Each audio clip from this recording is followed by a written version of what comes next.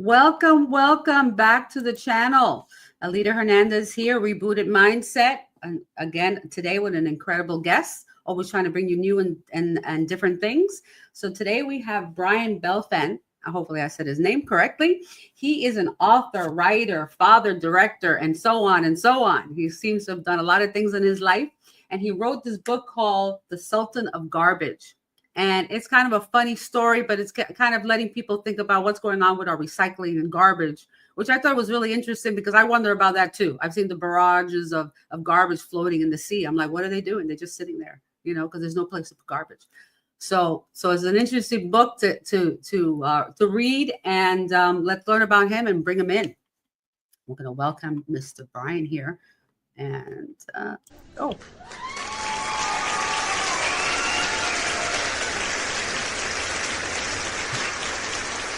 I do not deserve that, but thank you. Of course you do. We all deserve it. We all deserve it. You've done incredible things. The book caught my attention, The Sultan of Garbage. I'm like, the Sultan of Garbage? What's that about, Yeah.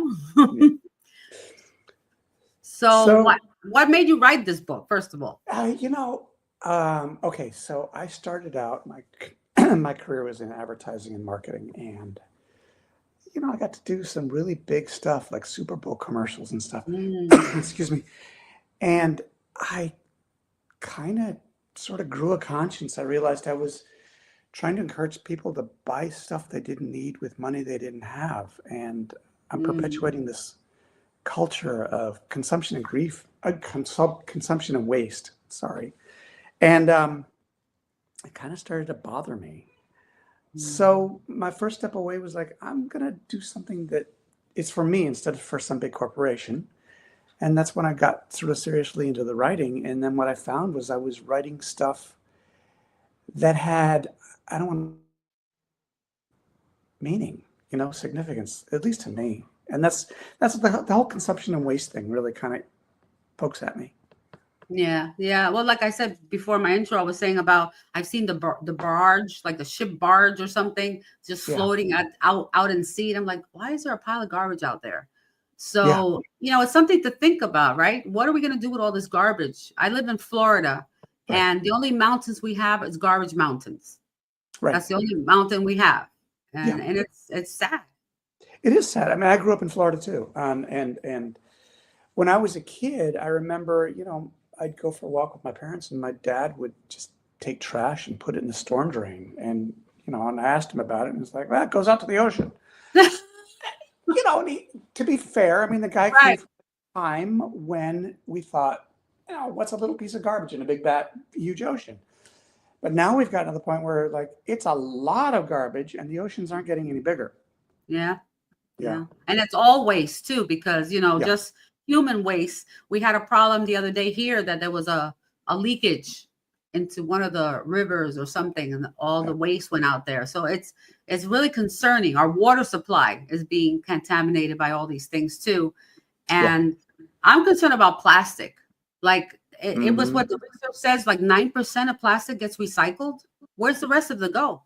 Well, a lot of it ends up in the ocean. I mean, one way or the other. And some of the ways that it gets into the ocean are things you wouldn't normally think about. Like, let's say you do your laundry and you use those little pods. Okay, those little pods are made out of some form of plastic, and that plastic decomposes and it becomes microplastics, and it goes into the water, and the water goes out to the ocean.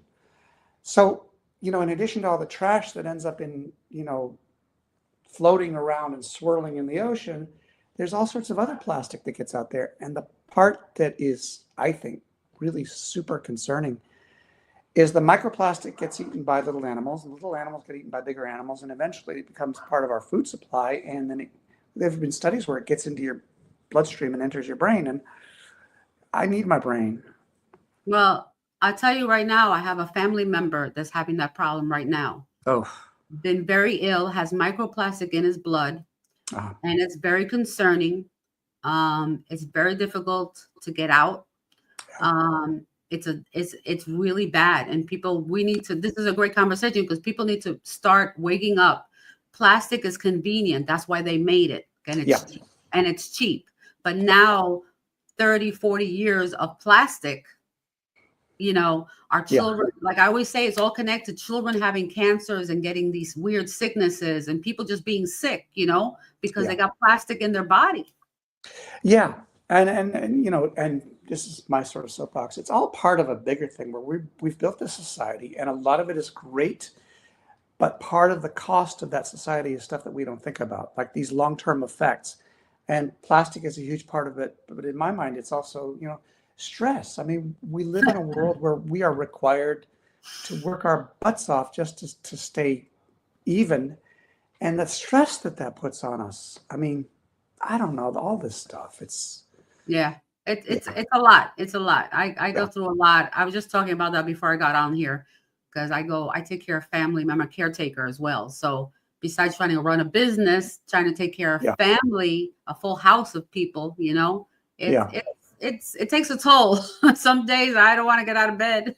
I hear you. Yeah, that's really, really hard. But so besides this book, you've written other books as well, I'm guessing. Yeah, well, I've written a bunch of books, and I've actually managed to publish a couple of them. It's a hard business. It really is. This one seems to have hit that magic, oh, that sounds cool, and it has something that we want to get out there.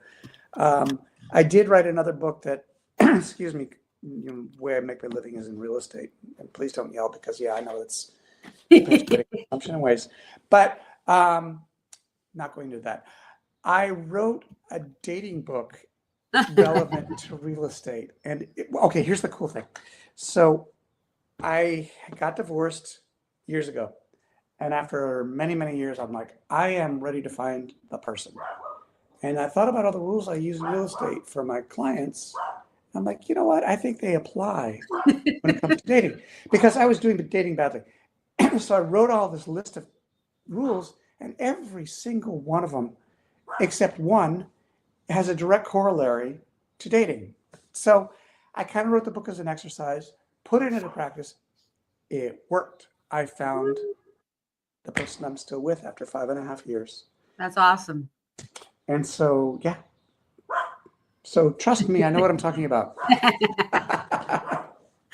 So you have some tips, I guess, about recycling. What do you see? What is our issue right now? I have recycling bins outside, right? I have 2 bins. They give you a list of stuff. You can't put pizza boxes in the recycler. I don't understand why. It's paper. What the heck? You can't put cardboard boxes. Why? It's paper. So you know what I mean? So it's frustrating to know what to put in the garbage and what not to put in the recycler. And then, are they doing anything with it? Okay, to answer the second question first, sometimes you read about how they're not, and that just makes me so mad. You hear about these recycling centers that oh, it's so much easier just throw it in the landfill. No, that's it's not the point. But the other part is, we have these bins here, and we have the recycling, which is blue, and then we have the glass bin, which is yellow. And just poking around the other day, I found out that, oh my gosh, there's a way you can take batteries here anyway. You can put them into plastic bags and then put the plastic bag of batteries into your glass recycling, and they'll take care of those separately, which I'm like, that is so great, because I've been taking my batteries to Best Buy. What else do you do with batteries? The other stuff, all these plastics, there are different levels of recycling, and they have these little symbols on the back and the little numbers. And why does it have to be so complicated? I know. Plastic, but just with plastic, glass, paper. That's you would think. Yeah. So, that's not answering your question, is it? Well, no, we were talking about basically, I mean, I don't know if you know even the causes. Why are companies saying they're recycling, they're not recycling? That's the concerning thing about it. Well, I think, it comes down to what I was saying about we built the system. The whole purpose of a company is to make money. I mean, let's be honest. That's the business they're in. They have to. And the only way to make money is to either lower your costs or increase your profits. And one of the easiest ways to lower costs is not to spend money on things that, like recycling. Take it to the dump. It's cheaper. So there's sort of this incentive. And the only way to prevent companies and people from taking advantage of those hidden incentives is to have some sort of, I don't want to say regulation, But, the reason we don't murder each other is because we'd go to jail. There's a consequence, There needs to be some consequence if you do something that you're not supposed to do, because we are in this together, right? It's true. And then that goes with everything. Absolutely, yeah. I live in Florida, and the people driving, I don't even want to drive anymore. Okay. Yeah. It's really concerning. So Yeah. But and the other day was really strange. We had come back from an event late at night, so we got home at like 4 a.m. because we had a 2-hour drive, and we ran into 3-car accident. Like it must have just happened.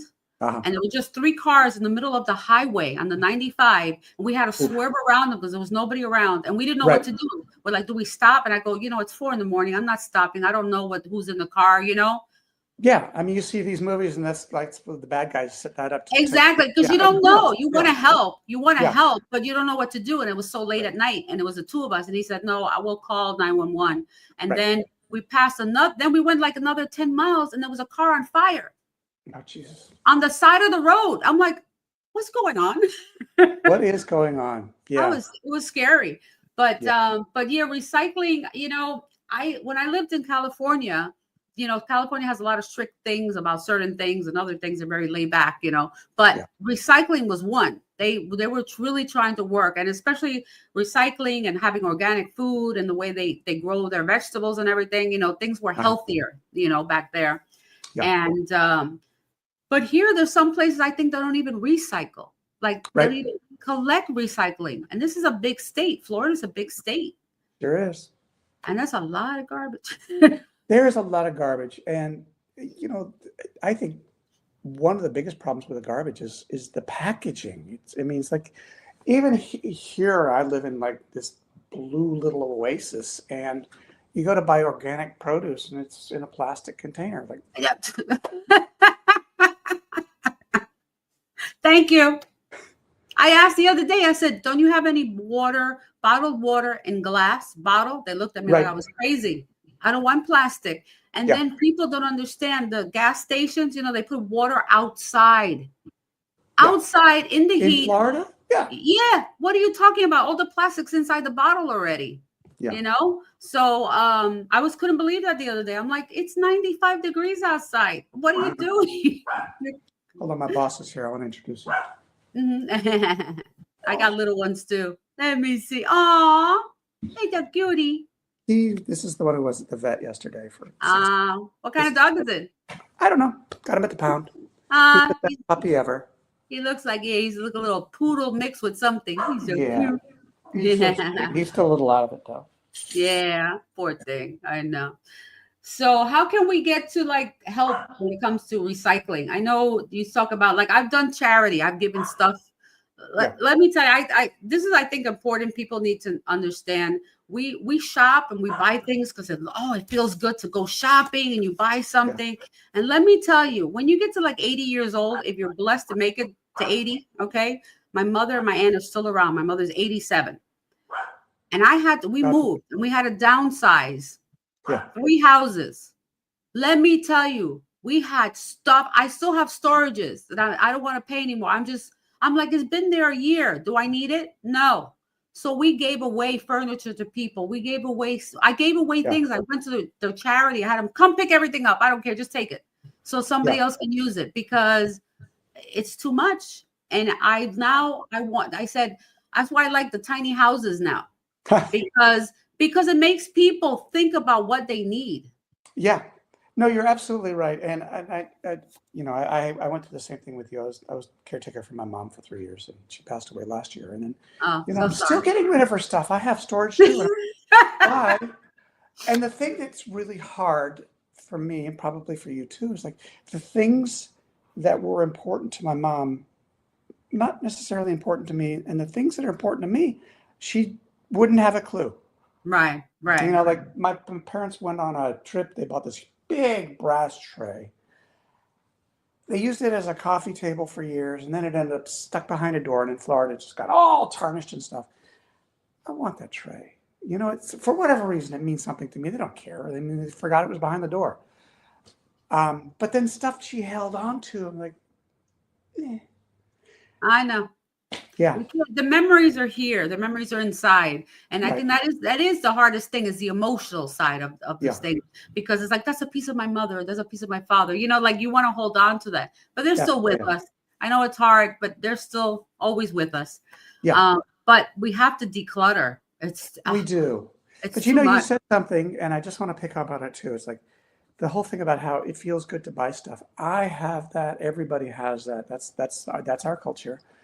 I've started to learn that I don't need to buy new to satisfy that itch.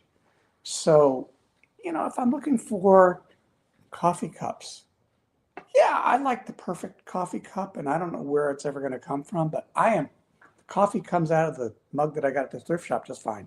Yeah. And so what I do when I shop, it's like I ask myself, is this so important that I want the perfect one, or is it serving another purpose? Is it can I do with just fine? Coffee cups, a lot of my clothes, nobody cares what I look like. I'm old, So yeah, and when it's special, like I have a coffee maker because I love coffee. I bought it new. It's a fancy schmancy Italian espresso machine. I hope I have it forever. It's beautiful. But the cup I drink the coffee out of, who cares? Yeah, it's true. It's all about reshifting the way you think, right? It's like I always say, your mindset. You have to reshift it. Do I really need, like this shirt is a workout shirt? A friend of mine gave it to me. She's like, I don't use them anymore and it doesn't fit me. Do you mind if I give it to you? I said, no, I love it. Yeah. So I don't care, So, hand-me-downs are fine. Yeah. A lot of people that were kids that have multiple kids, they know about that. I had two boys. I had two boys. So my second son was like, why do I have to wear that? It was Gabriel, like my other sons, Right. But I think it's the book. I think will maybe give people. It's very humorous. I read a little bit of it, so and that's your personality, Well, just so you know, I read the whole thing and I thought it was great. So I liked it. Now, it's just so people are clear, and you said it, but I just want to say it, clearly. This isn't. It's not a preachy book. It's not a do this or the world's going to come to an end. It's a story. It's a story about a guy who's trying to figure out what's wrong with his life. And it's not really a spoiler, but what's wrong with his life is he's caught up in the cycle of consumption and waste, and he's putting the emphasis on the wrong stuff. And there's an island of garbage that he goes out. He doesn't realize why he's going out to the island. He's going out there. It turns out to be sort of symbolic. It represents his life. Sorry, I spit. And I hope it's funny. I think it's funny. I think it's fun. People seem to like it when they read it. Yeah, no, I think people will enjoy it. People need to have, how do you call it? Books are great, and I'm happy that you wrote a book and that many people are still writing books and that people are actually buying them. Okay, because it's important. It's important there's a different feel when you have a book in your hand and you touch the papers and you read it. It's a whole different vibe when you do that instead of on the tablet. On the tablet, I don't like the tablet thing. I like a book. Me too. And I know, a lot of people can do the tablets or the audiobooks or whatever. I have a hard time with that. But I want to say this too. If people buy the book and they hate it, that's fine. Please don't put it in the trash. Exactly. Give it to somebody. Recycle. Maybe they'll like it. There's and anybody out there in some communities here where I live now, there's a couple of people that have little book, like a little bookcase right at the mailbox. Yeah. And it says, take one, replace one, or whatever, like you can swap. So the neighborhood people can come and get books and stuff like that. Do that too, Yeah. I took all my books to the library because I had so many like school books and things like that. I brought everything to the public library, Yeah. I had like 200 books. And I'm like, no, but it's okay. I still have my other book. If you want to get the book again, you can get the book again. Yeah.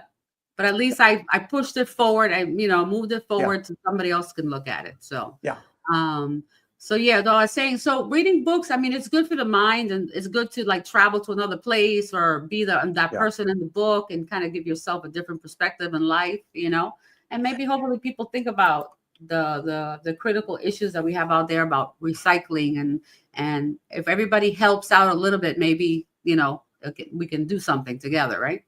Right. And bonus, if you're holding a book, you can use it to avoid having to talk to people you don't like. Or you can use it to attract somebody who shares your interests. Like, Yeah. read this stuff, Yeah, that's true. I used to go to Barnes and Noble and just hang out at the coffee place and go Yeah. through books and stuff. Like, you meet people there. Yeah, you So do. yeah, you meet a lot of people at the bookstore. There's not too many around left anymore, but Yeah. they're a little there around. Yeah. So well, this is great. Well, thank you so much for your time and learning about the book and a little bit about yourself. Well, thank you. Yeah, I really appreciate you having me on. And, if anybody wants to find out about the book, there's a website that it's called sultanofgarbage.com. So, That's really simple. So you help can yourself. find it. Yeah. And I'll put the link up for the book and everything too. You're selling it Okay. on Amazon too and all the platforms? Yeah. Okay, perfect. Yeah, so I'll put a link up there so people can know where to get the book, and they can get whatever copy, digital or print. Yep. And we'll look forward to now. Is this going to be like a series? No, I hadn't thought of it as part of a series. I've written a bunch of other books. I've written so far 3 novels, and I have a collection of short stories, and I'm working on another novel right now. None of them seem to be connected, but you never know. You never know. I wake up one day and go, "Oh, I have an idea." Mm-hmm. Yeah. That's awesome. Well, thank you so much Brian for being here. Thank you, Alida. Taking So nice time to with me. Yeah. Let me just give you another clap of applause. Yay!